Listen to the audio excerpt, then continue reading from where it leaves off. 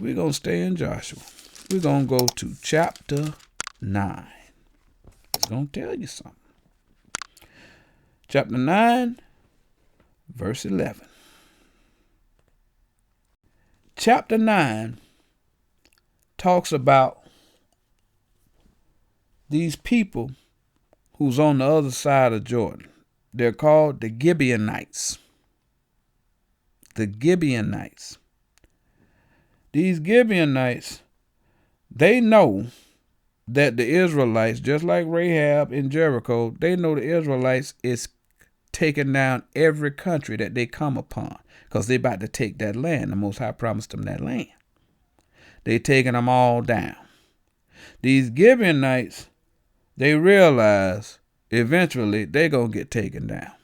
So they come up with a clever way in order to be saved from death.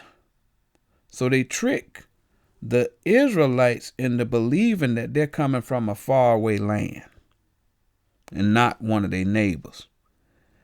A faraway land, people who heard from about what the Israelites were, that the Most High fought for the Israelites and they wanted to make league with them, but we from a faraway land. We ain't in your general area. That's what they made the Israelites believe. Joshua chapter 9, verse 11. And it reads, wherefore, they're explaining it, wherefore our elders and all the inhabitants of our country spake to us, saying, take victuals with you for the journey, and go to meet them, and say unto them, we are your servants. Therefore now make ye league with us. This is our bread we took hot for our provision out of our houses on the day we came forth to go unto you. But now, behold, it is dry, and it is moldy, and these bottles of wine which were filled were new, and behold, they are rent, and these our garments and our shoes are become old by reason of the long journey. So they telling a lie to the children of Israel. Will the Most High possibly make an oath with somebody that lies in order to get the kingdom? Let's see. And the men took of their victuals and asked not counsel at the mouth of the Lord. Took of their victuals. That's a spiritual statement.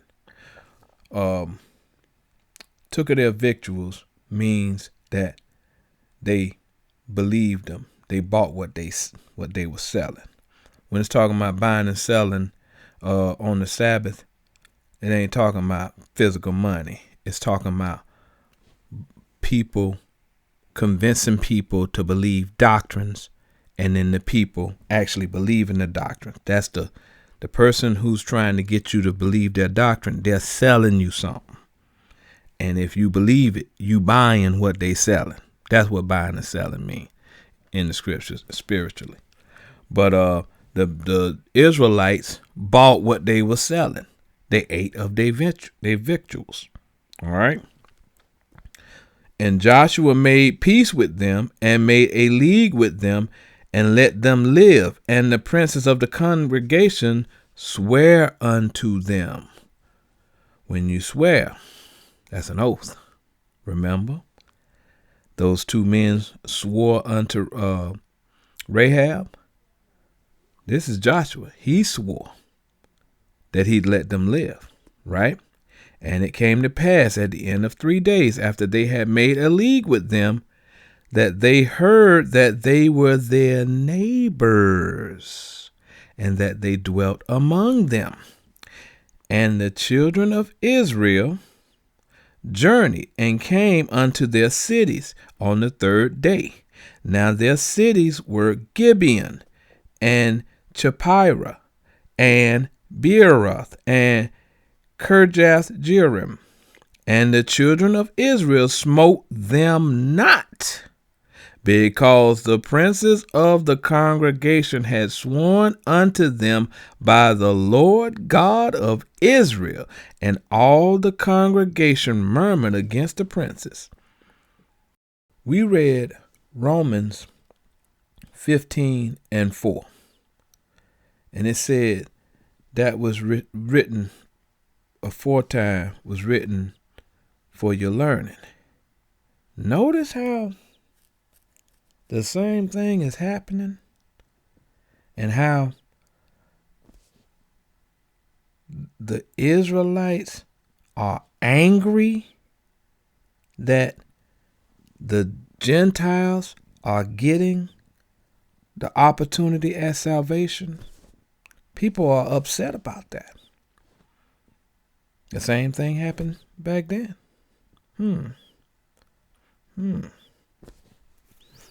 That's very interesting.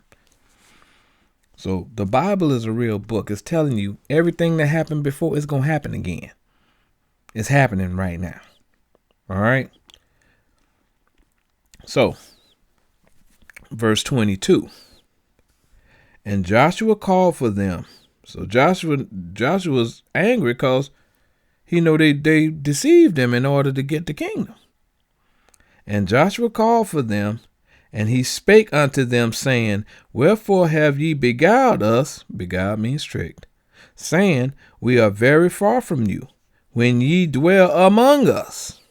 Now therefore ye are cursed, and there shall none of you be freed from being bondmen. Bondmen, that's like a slave, man. Right? And hewers of wood, and drawers of water for the house of my God. Hewers of wood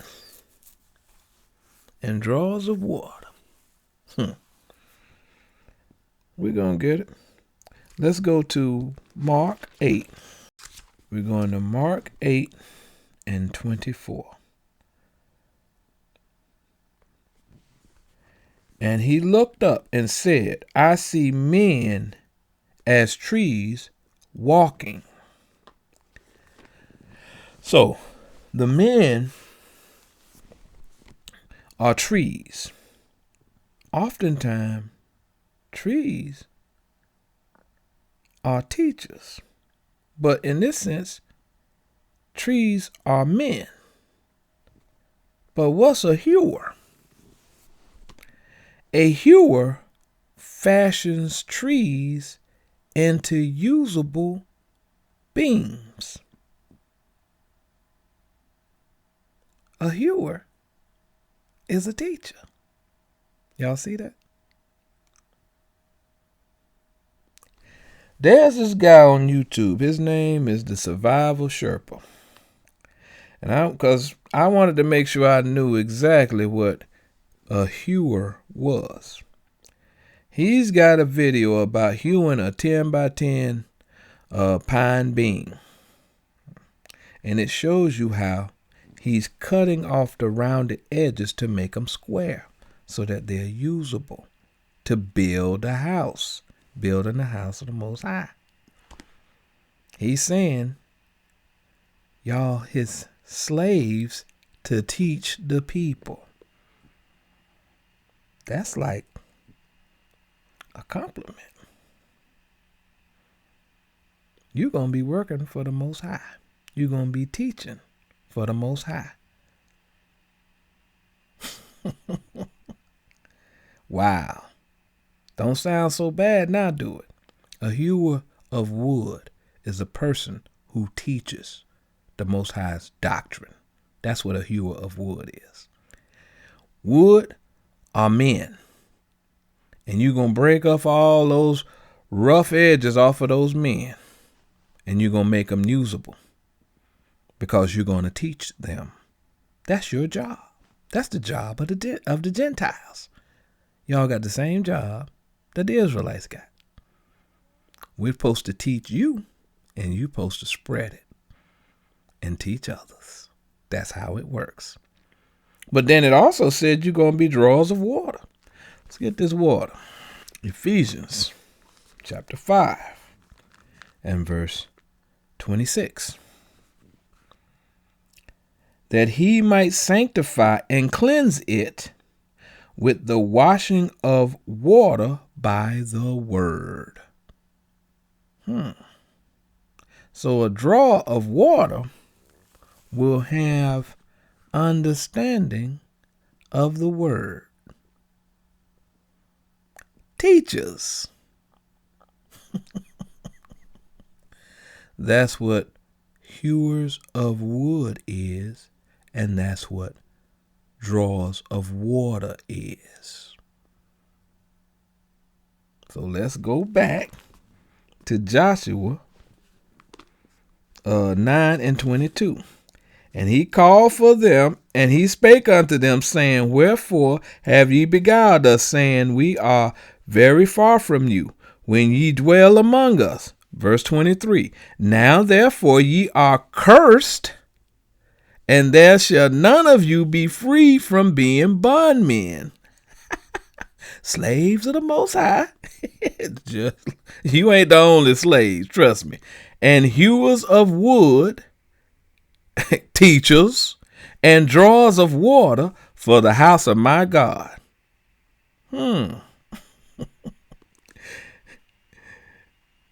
Let's just so that you know about being a slave.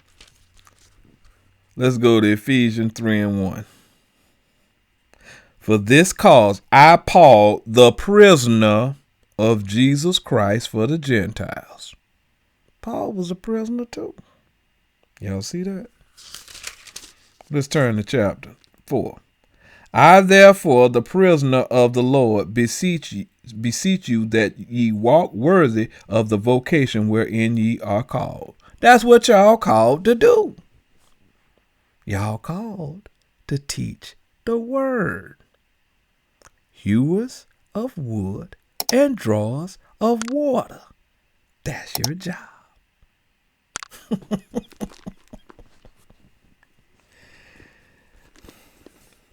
Be careful what you ask for. Verse 24. Joshua chapter 9, verse 24. And they answered Joshua and said, Because it was certainly told thy servants how that the Lord thy God commanded his servant Moses to give you all the land and to destroy all the inhabitants of the land from before you. Therefore we were sore afraid for our lives because of you, and have done this thing. Just like they were scared for their life. A lot of y'all seeing the stuff that's happening in the world, and y'all know we at the end. So y'all are scared just like those other Gentiles. That's right. The Most High, he told you what's going to happen. Some of y'all are listening, and y'all are doing whatever it is that you need to do so that you can be redeemed. This is just telling the future, that's all. Verse 25. And now, behold, we are in thine hand, as it seemed good and right unto thee to do, unto us do. So, Joshua's at the point where they say, hey, do what you got to do. If you want to kill us then. Let's see what he said. And so did he unto them, and delivered them out of the hands of the children of Israel, that they slew them not. Joshua ain't crazy. He ain't going against the Most High. Never that. And Joshua made them that day hewers of wood and drawers of water for the congregation and for the altar of the Lord, even unto this day, in the place which he should choose. Y'all see that? When you look at the Bible spiritual, you can't see. If you're looking at the Bible carnal, you're not going to understand what it's saying. The Most High is calling you to be one of his teachers. That's why we have to teach you. We have to teach you the spiritual understanding of this Bible so that you can do what you're supposed to do. You are very important to the Most High. Wow. Now, something happened after these Gibeonites made this covenant with Israel. You know, the other inhabitants of the land got a little ticked off at the Gibeonites for making a covenant with the Israelites. And so they got ready to go to war against them. Now, these people cheated. They begged, borrowed, and stole and lied to get that salvation. How you think the Most High gonna treat them by the way that they got that salvation, that covenant? Let's read about it. We're going to chapter 10, verse 5. So it was 5 kings over there. Therefore, the 5 kings of the Amorites, the king of Jerusalem, the king of Hebron, the king of Jerimoth, the king of Lachish, and the king of Eglon, gathered themselves together and went up, they and all their host, and encamped before Gibeon, and made war against it. And the men of Gibeon sent unto Joshua to the camp to Gilgal, saying, Slack not thy hand from thy servants. Come up to us quickly, and save us, and help us, for all the kings of the Amorites that dwell in the mountains are gathered together against us. Well, you know, they tricked the Israelites. What do you think Joshua gonna do? Verse 7, so Joshua ascended from Gilgal, he and all the people of war with him, and all the mighty men of valor. He went to defend them people. That's what we supposed to be doing. The Israelites are brothers with the Gentiles. That Leviticus 19 is saying you're supposed to love your brother, not suffer sin upon him. You're supposed to protect your brother. That's the law. The Most High does not make a distinction between what race or what color his people are. We read it in Deuteronomy 29. He said he made all them his people. So now Joshua have to keep that oath. He got to protect them people. He got to go to war to protect his brothers. That's how the Most High sees anyone that takes the oath, regardless how they get it. If they take that oath, they're his. Verse 8, and the Lord said unto Joshua, Fear them not, for I have delivered them into thine hand. There shall not a man of them stand before thee. Joshua therefore came unto them suddenly, and went up from Gilgal all night. And the Lord discomfited them before Israel, and slew them with a great slaughter at Gibeon, and chased them along the way that goeth up to Beth-horon, and smote them at Azekah and unto Makkedah. The Most High killed the enemies of his people, because he views now those Gentiles who were not standing out in the wilderness and made that oath with him. He considered them his people too. He defended them just like he defended the children of Israel. Interesting. But it goes even farther. The Bible speaks again about these Gibeonites. You see, the first king of Israel, King Saul, for whatever reason, he didn't like the Gibeonites, and he started killing them. Let's read how the Most High reacted to Saul breaking his oath. This is real important because people are saying stuff that they think they know is right, not knowing the punishment for being wrong. But we're going to read it. We're going to 2 Samuel.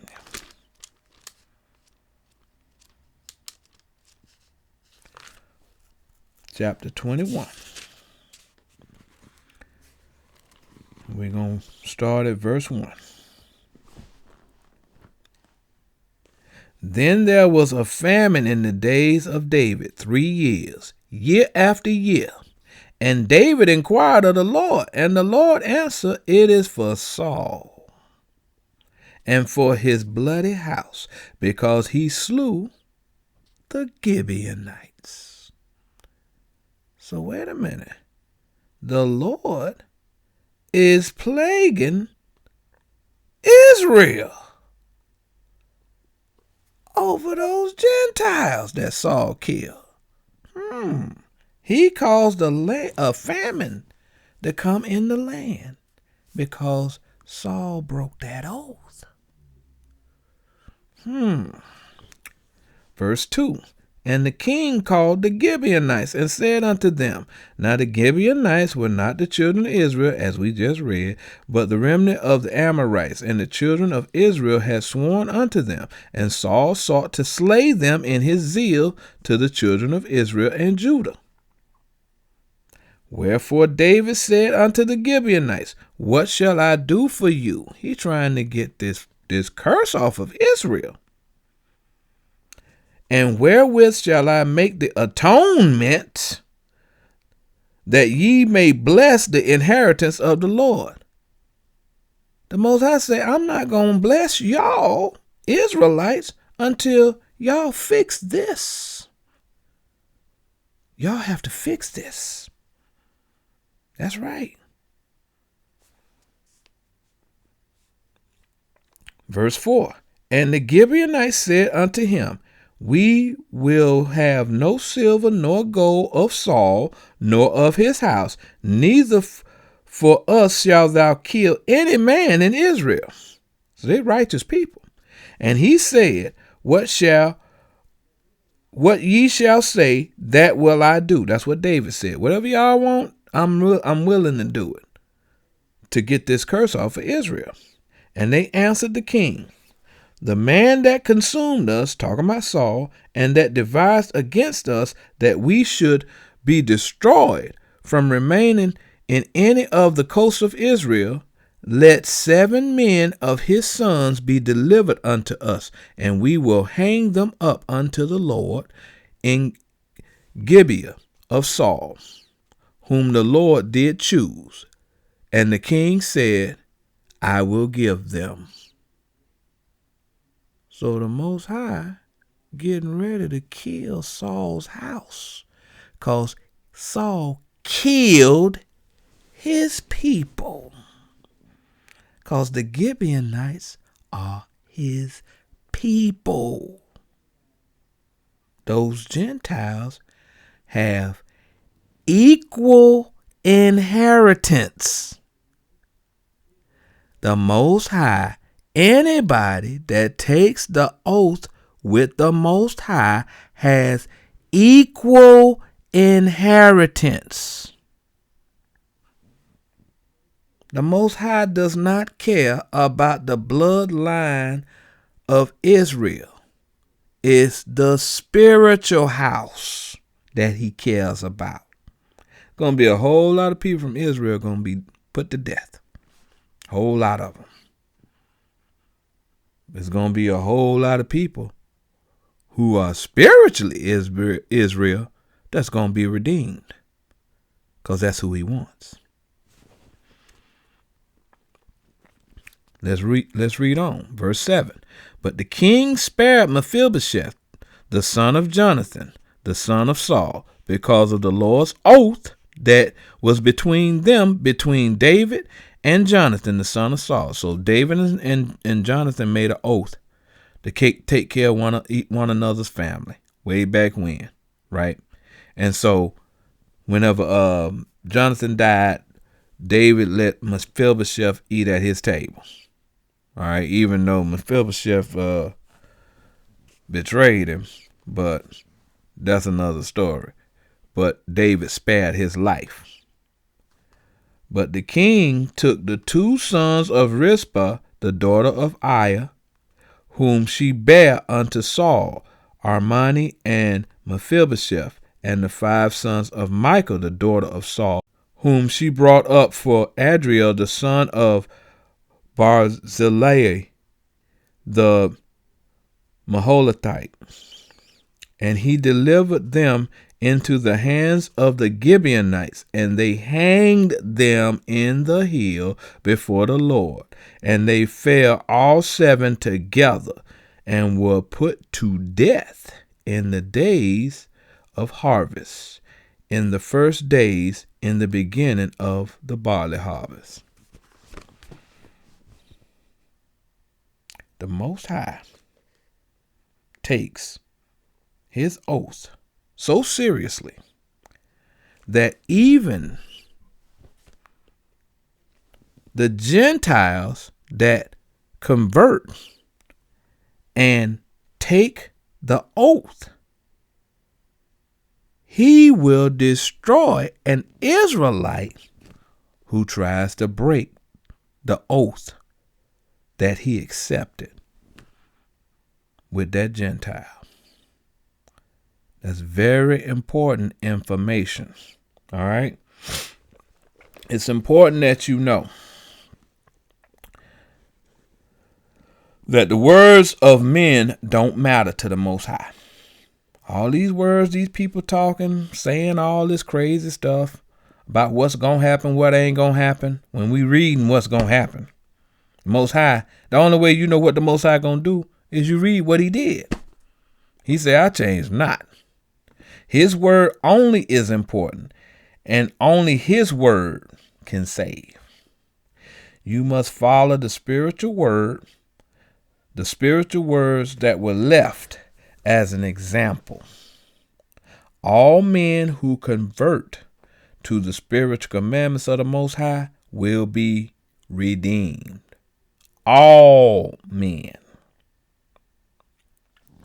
Learn this doctrine, because you are his first fruits. Remember, we told you, we was talking about people becoming sacrifices. Now, we're not sacrificing animals no more. We sacrificing ourselves.